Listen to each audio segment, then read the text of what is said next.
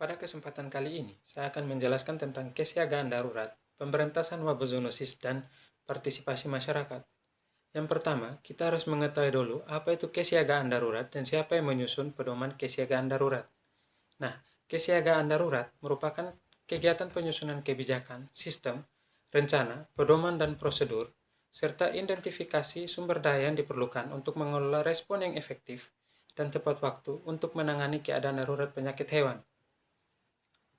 Pedoman kesiagaan darurat disusun oleh Menteri bersama Menteri yang menyelenggarakan urusan pemerintah di bidang kesehatan, konservasi sumber daya alam hayati, kelautan dan perikanan, serta institusi terkait. Nah, institusi terkait di sini seperti kementerian, lembaga pemerintah non-kementerian yang menyelenggarakan penelitian dan pengembangan, serta perguruan tinggi.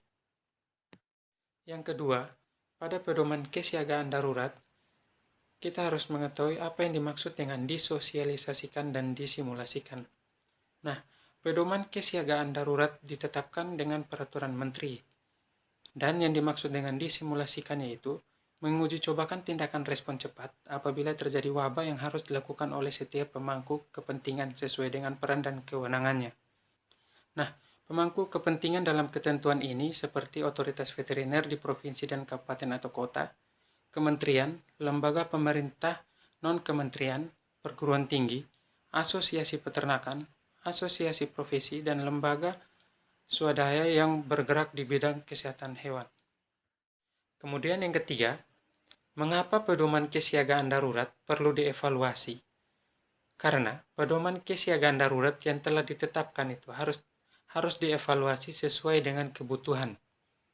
Evaluasi yang dimaksud di sini itu untuk memastikan efektivitas dan dipahaminya pedoman kesiagaan darurat tersebut.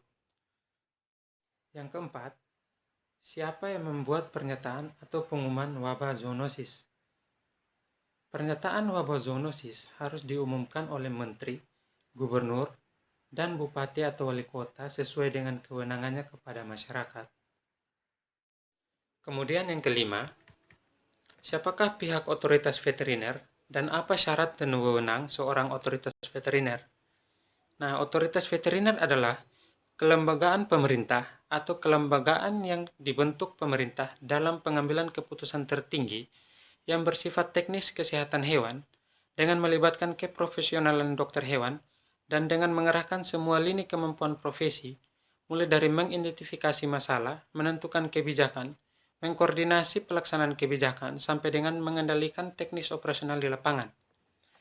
Nah, syarat-syarat untuk diangkat sebagai otoritas veteriner kementerian sebagaimana dimaksud pada pasal 10 ayat 2 yaitu telah ditetapkan oleh menteri sebagai dokter hewan berwenang dan menduduki jabatan paling rendah pimpinan tinggi pratama yang membidangi kesehatan hewan, kesehatan masyarakat veteriner, atau karantina hewan di kementerian yang menyelenggarakan urusan pemerintah di bidang kesehatan hewan.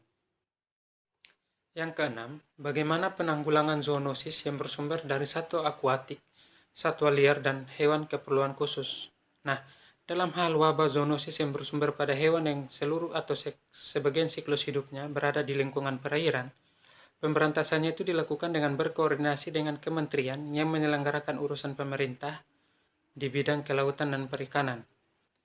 Kemudian, dalam hal wabah zoonosis yang bersumber pada satwa liar, pemberantasannya itu dilakukan dengan berkoordinasi dengan kementerian yang menyelenggarakan urusan pemerintah di bidang konservasi sumber daya alam hayati. Sedangkan dalam hal wabah zoonosis yang bersumber pada hewan untuk keperluan khusus, pemberantasannya itu dilakukan dengan berkoordinasi dengan Panglima Tentara Nasional Indonesia, Kepala Kepolisian Negara Republik Indonesia, dan Menteri yang menyelenggarakan urusan pemerintah di bidang kepabeanan. Nah, yang dimaksud dengan hewan untuk keperluan khusus itu yaitu hewan yang telah dilatih secara khusus agar dapat dimanfaatkan untuk kepentingan pelaksanaan tugas dan fungsi Tentara Nasional Indonesia, Kepolisian Negara Republik Indonesia, dan kementerian yang menyelenggarakan urusan pemerintah di bidang kepabeanan. Yang ketujuh, contoh-contoh konkret bentuk partisipasi masyarakat dalam menanggulangi wabah zoonosis. Yang pertama, setiap orang yang memiliki atau memelihara hewan wajib menjaga dan mengamati kesehatan hewan dan kebersihan serta kesehatan lingkungannya. Yang kedua, Setiap orang yang mengetahui terjadinya kasus zoonosis pada hewan atau manusia wajib melapor kepada kelurahan atau desa, kecamatan, otoritas veteriner, atau otoritas kesehatan setempat. Yang terakhir, bagaimana pemerintah mengikut sertakan masyarakat dalam penanggulangan wabah zoonosis? Nah, keikutsertaan masyarakat dilakukan dalam bentuk pemantauan dan tindakan cepat kejadian zoonosis. Untuk melakukan pemantauan dan tindakan cepat kejadian zoonosis, pemerintah provinsi dan pemerintah kabupaten atau kota membentuk kadar pemantauan dan tindakan cepat kejadian zoonosis. Kemudian ketentuan lebih lanjut mengenai tata cara partisipasi masyarakat dalam pengendalian dan penanggulangan zoonosis diatur dengan peraturan menteri.